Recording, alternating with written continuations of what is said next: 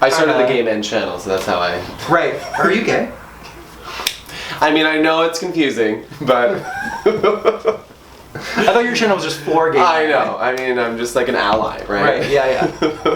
This just in.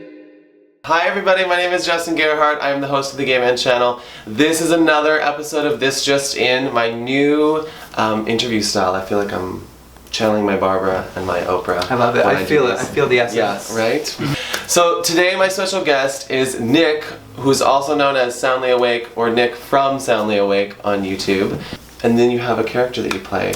I do. I have a fairly liked character named Keisha. She is the star of Shit Girls Say to Gay Guys. Gotcha. Yeah. So, what is your favorite song right now? Ooh, you know what? I have been feeling that Dessert song. I forget who sings it, but it's like do what do it do it do what to do. I don't know. Even like there's not words. But they're talking about dessert. Yeah.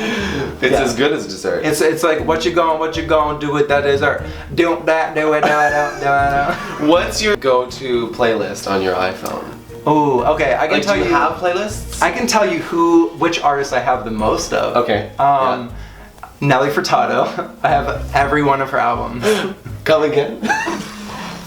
Nelly Furtado is my queen, and she's my Canadian queen. So absolutely. Wait, have you heard of CL? No. She's my other queen. Okay, so here's my Barbara question. Okay. Yes, Baba? How do you want to be remembered?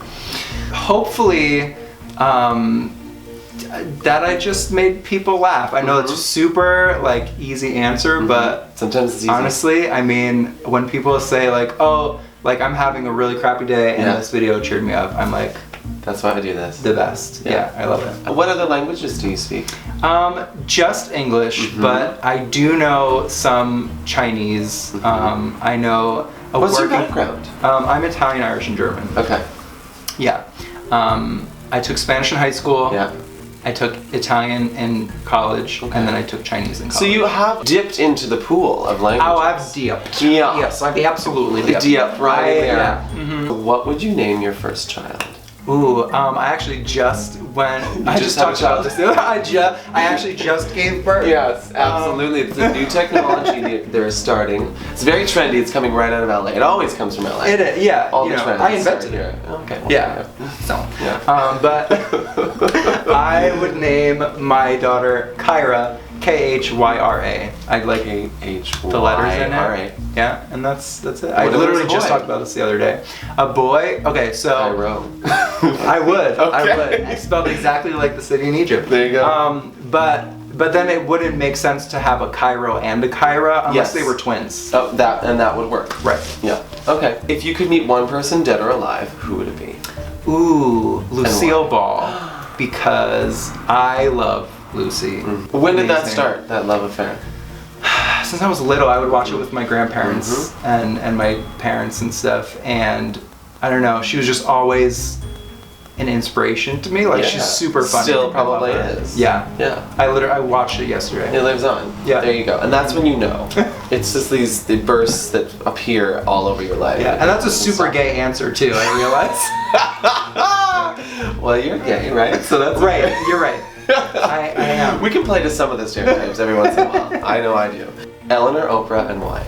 Ooh. Oh, that's hard. I know. Okay. I'm gonna say Ellen because. Is there a specific reason, or just you're going with a gut? I'm just gonna say Ellen, I guess, because she's the current talk show queen. Right. Oprah is like the classic talk show queen. What is your favorite holiday of all time? Christmas. Wow. No hesitation. No hesitation. No. Not even waiting for the question to Absolutely be done. not. Yeah. I watch Christmas movies throughout the year. Well, then we must ask you what your favorite Christmas movie is. Home Alone. Both Home. Both Home. There are more than two. There are. But we're just gonna talk about We don't need to know. Yeah. The third one wasn't horrendous. True. It was like the transition to awful. Exactly. Yeah. It worked. It just didn't. It worked. It just didn't work. Yeah. There was no E in that word. Yeah. Here is my Oprah question. Do you have a philosophy by which you live? That was my Oprah impression. My mind is blank. That's fine. I guess the answer is no. No philosophies. We don't live by philosophies. We just live. I guess that's a philosophy in and of itself. It is. I guess this is kind of like an advice thing. Like when you're talking about what life has been like for 31 years in your shoes, what have you learned? I got you. Time heals all wounds, and if you marinate in the sadness, doesn't do you any good. So you gotta leave your house, do some stuff, see the sun, talk to people. If you're having a bad time, don't focus on it. That's my jam of life. I spread that all over my toast. Yeah. Yeah. And then obviously laughter seems like it's a big part of your life. Yeah, 100%. I mean, that laughter takes the focus off of any shitty things that may happen. I think that laughter heals. Right. Yeah. If there's one thing that people misunderstand about you, what is it? Well, I misunderstood a lot because I forget words and don't know how to speak sometimes. Wow. So we'll just go with literally misunderstood. Like, what did you say? Why are you wearing that? I think maybe some people think I might be on all the time or super outgoing all the time. And sometimes I just like to sit back, like melt into my couch and not interact with anybody. Yeah. What is your favorite movie of all time? I mean, I don't want to say Home Alone because there's so many better movies. But are there? You're right. I mean, if it's your favorite movie, it's your favorite movie. Is it the one that you go to? I probably have seen it the most. Okay. Besides Cinderella, I used to watch over and over at my grandparents' house every day when I was little. Yeah. But I've since watched it and I was like, oh, that's okay. Yeah. Last question. What was coming out like for you?